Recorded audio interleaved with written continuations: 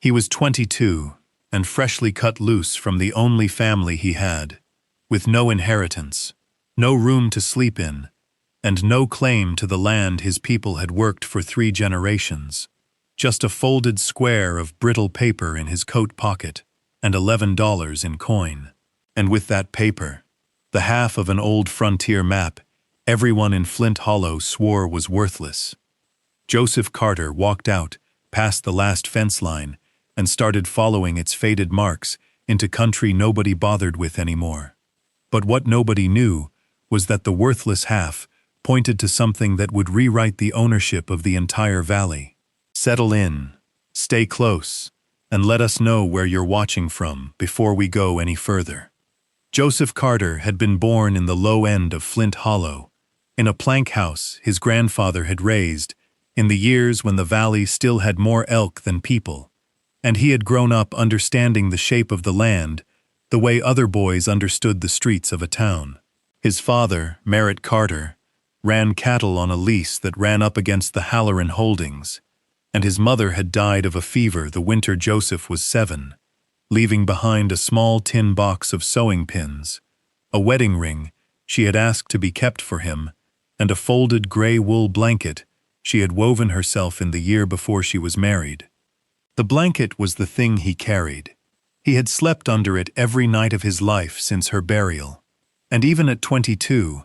with the wool worn thin at the corners, and the gray gone almost silver from washing, he still folded it the way she had folded it,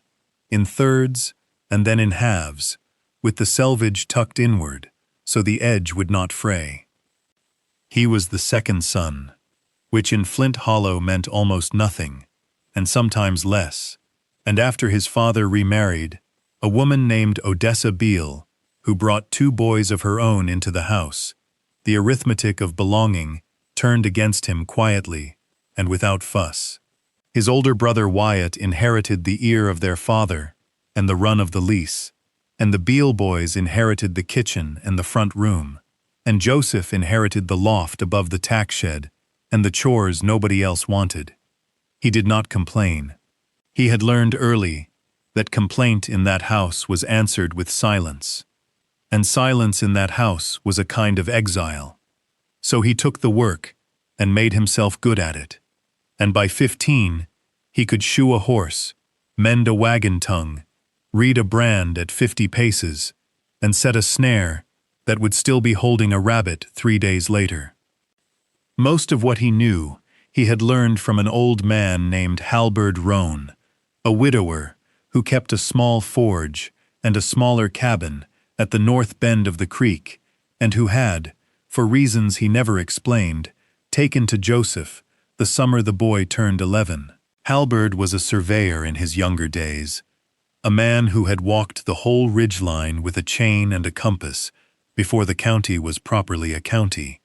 and he taught Joseph how to read the land the way a man reads a page, the tilt of a ridge, the meaning of a certain kind of grass, the way a spring will announce itself in the color of the moss 200 yards downhill of where the water actually comes out. He taught him to read old maps too,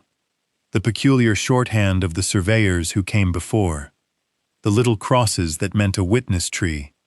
the dotted lines that meant a boundary in dispute,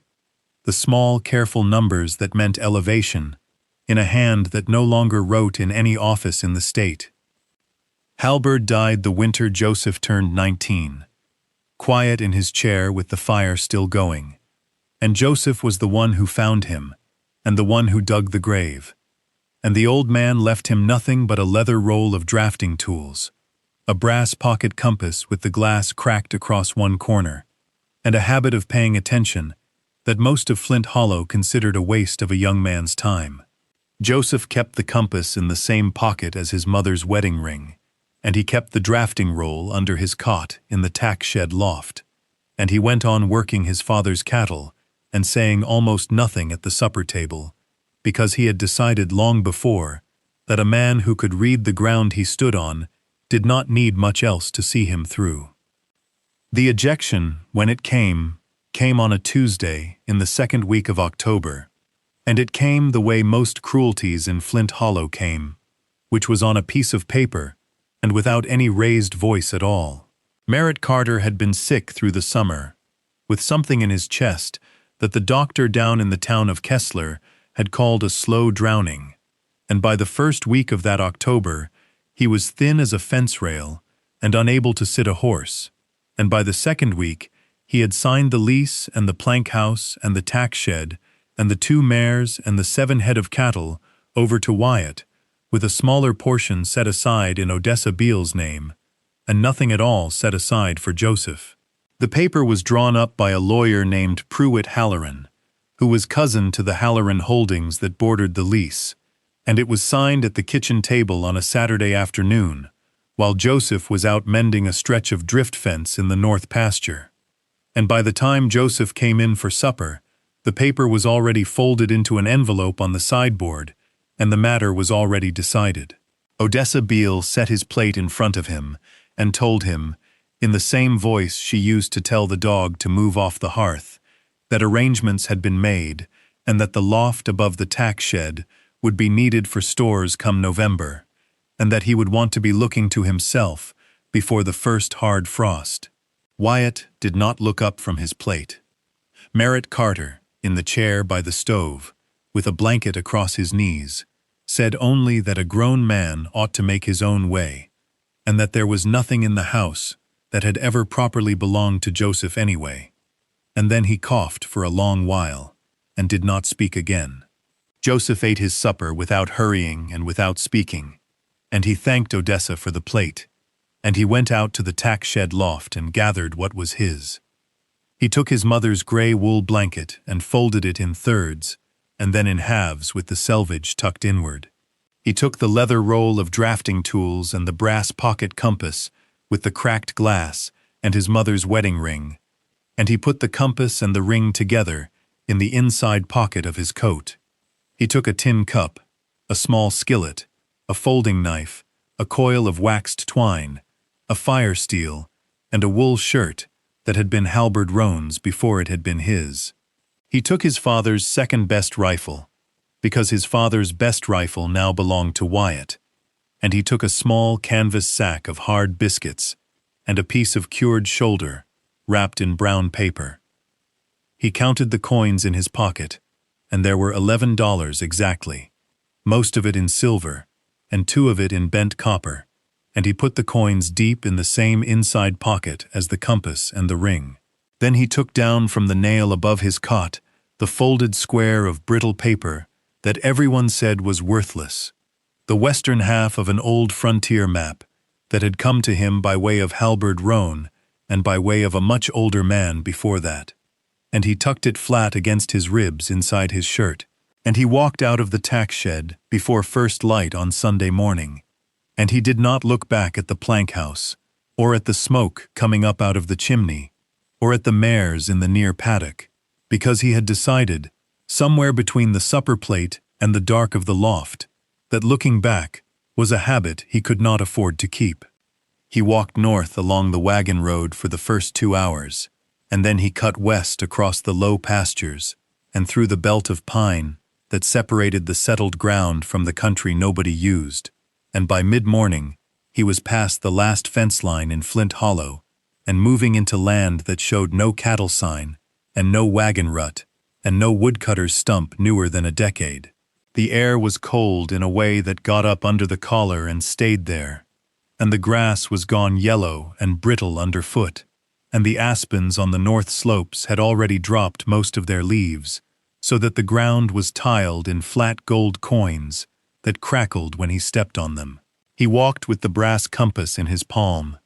and the folded half-map in his other hand, and he stopped every quarter-mile or so to sight, along a ridge, or to fix a bearing on some feature the map showed, and the ground still remembered, a bent cottonwood, or a knuckle of rock, or the notch in a far ridge that Halberd Roan would have called a saddle. He drank from a creek at noon, and ate half a biscuit and a thumb's width of the cured shoulder, and he pressed on. The country climbed in long, shallow terraces, each terrace divided from the next by a band of dark timber, and by late afternoon he was high enough that he could look back and see the smoke of Flint Hollow as a thin gray thread rising out of a bowl that seemed suddenly very small and very far, and no longer, in any sense that mattered, his. He kept moving until the light began to go, and then he made a small dry camp in the lee of a boulder, where the wind could not find him, and he laid his mother's blanket over himself, and he did not build a fire, because the map had marked a certain draw 2 ridges west of where he sat, and he wanted to reach it before the day was fully up tomorrow, and a cold night now would buy him a full morning then. He slept with the compass in his hand and the folded map against his ribs, and he woke twice in the night to the sound of an owl working the ridge above him, and each time he lay still and listened until the owl moved on. In the hour before dawn, the sky went the color of tin, and then the color of pewter, and then, along the eastern rim, the color of a piece of iron just pulled from the forge, and Joseph Carter sat up and folded his mother's blanket in thirds, and then in halves with the selvage tucked inward, and he ate the other half of the biscuit, and he stood, and he went on. The second ridge cost him most of the morning, because the timber on its north face was thicker than the map had promised, and the deadfall lay in long crossed heaps that had to be worked around rather than through, and by the time he came out on the crest and could see down into the draw itself, the sun was already past its high point, and the shadows in the bottom had begun to lengthen. The draw ran roughly north and south, narrow at its upper end, where a thin trickle of water came off a seep in the rocks, and it broadened as it dropped to a small flat, perhaps 40 paces long and 20 across, floored with grass gone the pale straw color of late autumn, and edged on the western side by a shelf of gray stone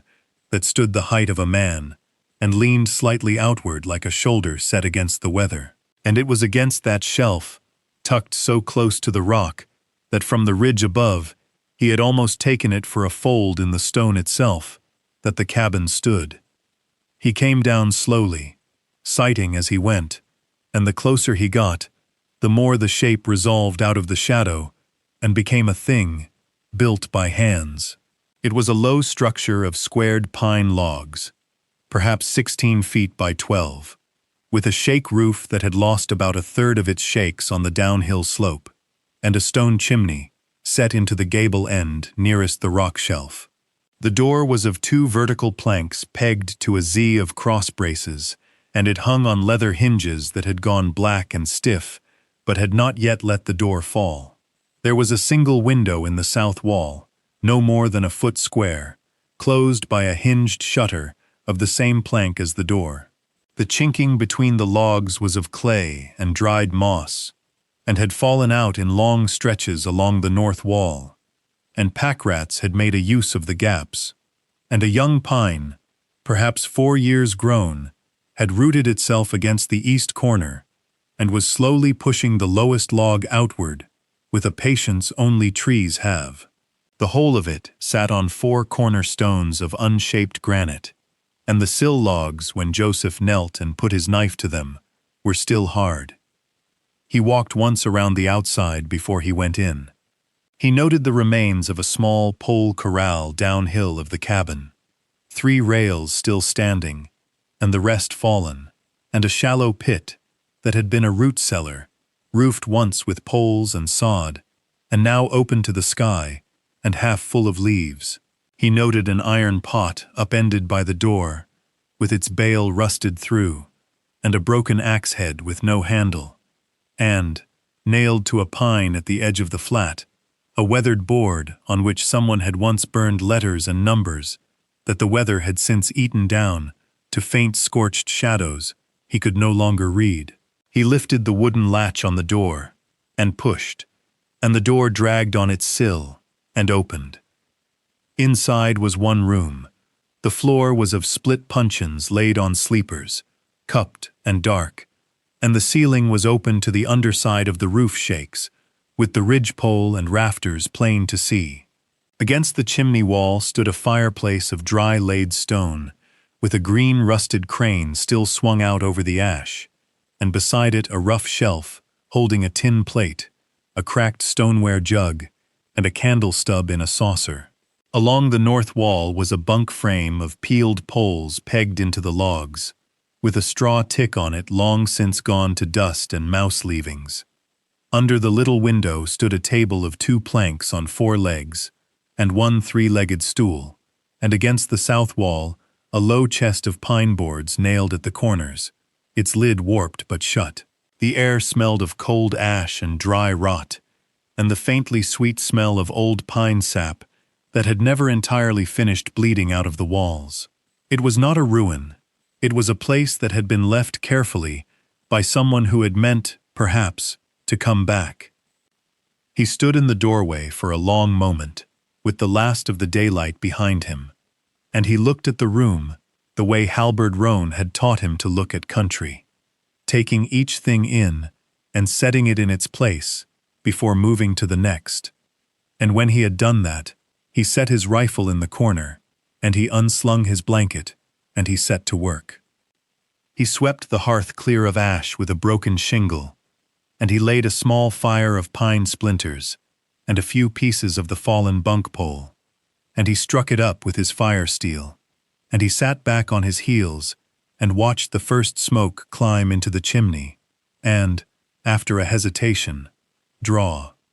He set his tin cup of creek water at the edge of the coals to warm. Only then did he turn his attention to the chest against the south wall, because a chest that has been shut a long time in a cabin whose door has been shut a long time is the first place a man taught by Halberd Rohn will look. The lid was warped, and the iron staple that had once taken a padlock was empty, and he lifted the lid straight up and set it aside against the wall. Inside were folded wool trousers gone stiff, a canvas coat with the buttons still bright, a whetstone, a bar of yellow lye soap wrapped in newspaper so old the print had faded to a gray blur, a small brass powder flask, and, at the bottom, a folded square of oilcloth tied with a leather thong. He lifted the oilcloth out, and he set it on the table, and he untied the thong, and he opened it. Inside the oilcloth were 3 things. The first was a small deerskin pouch that clinked softly when he lifted it, and that proved, when he loosened its drawstring and poured its contents onto the table, to hold $84 in gold coin, and a further $16 in silver, $100 in all, laid out in the firelight in 2 neat piles. The second was a bundle of folded papers, tied with a length of the same waxed twine he carried in his own kit, and when he loosened the twine and spread the papers flat on the table, he saw that they were land claim records, 4 of them, each with a surveyor's seal at the corner, and a description in the careful copperplate of a county clerk, and each describing a section of ground that, when he set his own half of the map beside them and read the bearings across, lay squarely within the valley of Flint Hollow. The third was a folded letter, sealed once with a drop of red wax long since cracked, addressed on its outer face, in the same copperplate, to whoever shall find this. Joseph Carter sat down on the 3-legged stool, and he drew the candle stub to him, and lit it from the fire, and he opened the letter. The letter was written in a hand, slower and less certain than the copperplate on its outside, in pencil that had faded to the color of old ash, but was still legible when held near the candle, and it read as follows. To whoever shall find this, my name is Ansel Whitcomb. I came into this draw in the spring of my 32nd year, and I built this cabin with my own hands, and I lived in it 11 winters, a wheelwright by trade, and a surveyor by training from the years before. In those 11 winters, I walked the valley below, and I filed 4 claims at the county seat, each honest, and each properly witnessed, and I meant those 4 claims for a wife who did not live to see the ground, and for a son who did not live to be born. After their burying, I found I could not walk the valley again, nor stand before the clerk to prove up on what I had marked, and the years went past me, faster than I could account for. I am old now, and my chest is not what it was, and I mean to walk out over the West Ridge in the morning, and not come back. I leave $100 in coin, which is what I saved of forge work in Kessler, across 2 summers. And I leave the papers of the 4 claims, which are prior to any that came after them, and will stand in any honest court. Whoever finds this, the ground is yours, if you have the will to prove it. Walk the corners. Speak plainly to the clerk. Do not let the men in the low houses tell you the ground was never claimed. It was. I hope you are young. I hope you are kind to what you build. Ansel Whitcomb. This 14th day of September. Joseph Carter read the letter through twice, then folded it along its old creases, and set it on the table beside the coin and the 4 claim papers. He sat a long while, with his hands flat on the boards, and then he banked the fire, and he lay down on the puncheon floor, with his mother's gray wool blanket over him, and slept until the light came gray through the shutter crack. He worked the cabin first, because the cabin was what he had. He walked down to the creek in the morning and cut clay from the bank with the folding knife and carried it up in the crown of his hat, and he mixed it with dried moss pulled from the north side of the stones and pressed the mixture back into the empty stretches of chinking with the flat of his thumb. He did the north wall on the 2nd day and the west wall on the 3rd. On the 4th day he took the young pine at the east corner, out at the root, with the broken axe head lashed to a green ash handle, and he reset the loose sill log with a shim of split cedar. He climbed to the shake roof and lifted the sound shakes aside and split new ones from a windfall cedar down in the draw,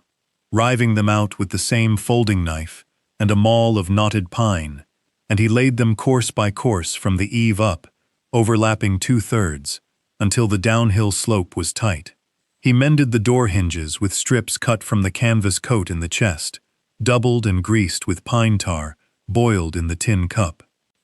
On the 7th morning, he put the 4 claim papers and Ansel Whitcomb's letter and his own half-map in the oilcloth, and tied it with the leather thong and put it inside his shirt against his ribs, and he walked the 2 days into Kessler with the deerskin pouch heavy in his coat pocket. He went first to the county recorder, a spare gray man named Bertram Hoyle, 61 years old, who had held the office through 3 sheriffs, and who kept the plat book on a slanted desk under a north window. Bertram Hoyle unfolded the 4 papers and set them side by side, and held a hand lens over the surveyor's seals and matched them, mark for mark, against the impressions in the back of his book, and he sat down slowly in his chair. He said only that the seals were true, and that the filings were prior, and that in 40 years no one had come to prove them up. He asked Joseph where he had them from. Joseph said from the cabin of Ansel Whitcomb, up the west draw. Bertram Hoyle nodded once and drew out a fresh sheet and began to write. At the boarding house across the street, a widow named Naoma Ashfield, 58, kept 2 upstairs rooms and a long plank table in the kitchen, and she fed Joseph brown beans and salt pork and cornbread for 11 cents a plate, and asked no questions the first night. On the 2nd night, she asked his name, and he told her, and she nodded, as if she had already guessed it. On the 3rd night, she set a 2nd plate down without being asked. The blacksmith 3 doors down, a broad man named Ithiel Grange, 44, forged Joseph a new axe head to the pattern of the broken one for $2, and threw in a set of black iron door hinges for nothing, saying only that his own father had bought a wagon wheel from Ansel Whitcomb once, and it had lasted 30 years. An old settler named Marden Kilbourne, 70, walked in from his place east of town on the 5th day and sat down in Bertram Hoyle's office and gave sworn statement that he had known Ansel Whitcomb, wheelwright, and had helped him carry his surveyor's chain across the north bench in the summer of the filings, and Bertram Hoyle wrote the testimony out in full, and Marden Kilbourne signed it in a slow, careful hand. Word of the papers moved through Kessler the way water moves through dry grass, quietly and along the low places first, and it reached Flint Hollow in the second week. Pruitt Halloran rode in on a Thursday and asked at the recorder's window to see the filings, and Bertram Hoyle showed them to him across the counter without letting them out of his hand. Pruitt Halloran read them twice and said nothing, and rode back the way he had come. On the following Monday, a rider came from the Halloran Holdings, offering to buy Joseph's interest in the 4 claims for $300 cash. Joseph said no, plainly, and gave the rider a cup of water for his horse and sent him back. He proved up on the claims over the next 6 weeks by walking the corners with Bertram Hoyle and Marden Kilbourne, one section at a time, and by driving new iron pins where the old witness trees still stood, and by measuring the chains himself with the tools from Halbert Roan's leather roll. The 4 claims, laid together on the plat book, covered the greater part of the valley floor of Flint Hollow, and included, along their eastern edge, the lease that Merritt Carter had signed over to Wyatt and the plank house that stood on it. Joseph did not go down to the plank house. He sent, instead, a letter written at Naoma Ashfield's kitchen table, in his own careful hand, addressed to Merritt Carter, stating the fact of the filings and the priority of the claims, and offering, in plain terms, that the family might continue to graze the lease at the same rent they had been paying to the Halloran Holdings, payable to him at the recorder's office in Kessler on the 1st of each quarter, for as long as they wished. He signed it Joseph Carter, and he sealed it with a drop of candle wax, and he gave it to a freight driver bound south. He received no answer for 11 days. On the 12th day, a folded square of paper came back in the same freight driver's hand, and inside it, in Wyatt's blunt pencil, was written only the word agreed. By the first hard frost, Joseph was known in Kessler by his full name. Bertram Hoyle nodded to him from the recorder's window when he passed. Naoma Ashfield kept a chair for him at the end of the plank table on Saturday nights, and set his plate down without asking.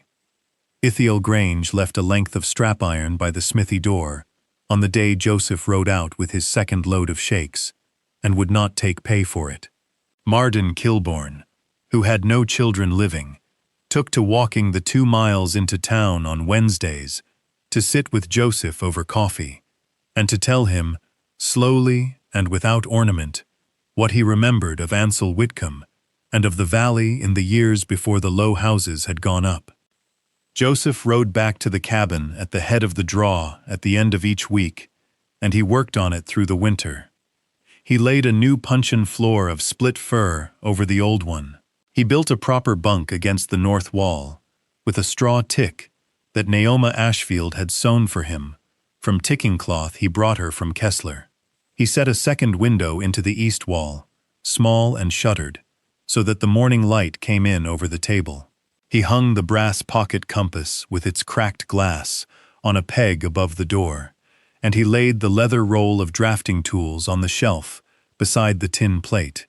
and he folded his mother's gray wool blanket in thirds and then in halves with the selvage tucked inward, and laid it at the foot of the new bunk each morning when he rose. On a clear, cold evening late in that first winter, Joseph sat at the plank table under the small east window, with the shutters closed against the wind and the fire drawing well in the dry-laid stones of the hearth. He had come in from splitting cedar an hour before, and his hands were still warm from the axe helve, and the tin cup at his elbow held coffee that Naoma Ashfield had ground for him in a paper twist and pressed into his coat pocket on Saturday night without saying anything about it. The candle stub in its saucer had been replaced twice since Ansel Whitcomb had set it there, and the third candle was burning steady now, beside the folded oilcloth in which Joseph kept the letter. He took the letter out and read it again, as he did most weeks, not because he no longer remembered the words, but because the reading of them was a thing he owed the man who had written them. Ansel Whitcomb, wheelwright. 11 winters in the draw, a wife who had not seen the ground, a son who had not been born. Joseph folded the letter along its old creases and set it back in the oilcloth. He looked up at the wall above the door, where the brass pocket compass hung on its peg, the cracked glass catching the firelight in a small crooked star. Halberd Rohn had taught him to sight a line and hold it, and to trust the ground more than the men who spoke about the ground, and to read a map with the humility of a man who knew maps were only the beginning of the reading. Halberd Rohn had put the western half of the frontier map into Joseph's hand, one winter afternoon in the forge cabin, and had said nothing more about it than that it might be worth walking some day. Joseph had walked it. He rose and went to the foot of the bunk, and laid his hand on his mother's gray wool blanket, worn nearly silver at the corners, and he thought of her hands at the loom the winter before she married, and of how she had asked, at the end, that the ring be kept for him. He took the ring from the inside pocket of his coat, where it had lived since October, and he set it on the shelf beside the tin plate, and he set beside it the small deerskin pouch in which 2 gold coins from Ansel Whitcomb's 100 still remained, kept back from the proving-up costs, and the shakes, and the iron pins, as a thing not to be spent. 2 objects from 2 strangers who had loved someone they had never gotten to see grow up. Joseph stood a long while in front of the shelf. Down in Flint Hollow, the plank house his grandfather had built stood on ground that now belonged to him, and the cattle grazed the lease at his rent, and Wyatt, on the first of each quarter, rode into Kessler and laid the coin on the counter at the recorder's window, and did not speak. Merritt Carter had not written and would not, and Odessa Beale had crossed the street once in Kessler when she had seen Joseph coming, and Pruitt Halloran had left the county in the spring. Joseph Carter was 22, and he had been turned out with $11 in his coat, and a folded half of a map that everyone had said was worthless. He had followed it into country nobody used anymore, and he had found a cabin, and $100, and 4 honest claims, and a letter from a man who had asked only that the ground be spoken for plainly. It was the best $11 he had ever carried, and the best half of a map anyone in Flint Hollow had ever thrown away. If this story sat with you the way a warm stove sits with a cold room, take a moment before you go and tap the subscribe button, and share this one with someone you know who has been handed the piece nobody else wanted and told to make of it what they could. Leave a comment and tell us where you are watching from tonight. And tell us the name of the person in your own life who, like Halberd Rohn at his forge, or Ansel Whitcomb in his draw, saw something in you before anyone else was willing to look. Tell us about the thing you were given, that the people around you called worthless, and what you did with it, and what it turned out to be when you walked it all the way to its end. There is almost always a draw 2 ridges west of where we have been told to stop, and there is almost always a chest against a south wall with an oilcloth folded at the bottom of it, and there is almost always a letter waiting inside for whoever shall find this. Settle in with us again next time, and until then, walk your corners, speak plainly, and keep the blanket folded at the foot of the bunk.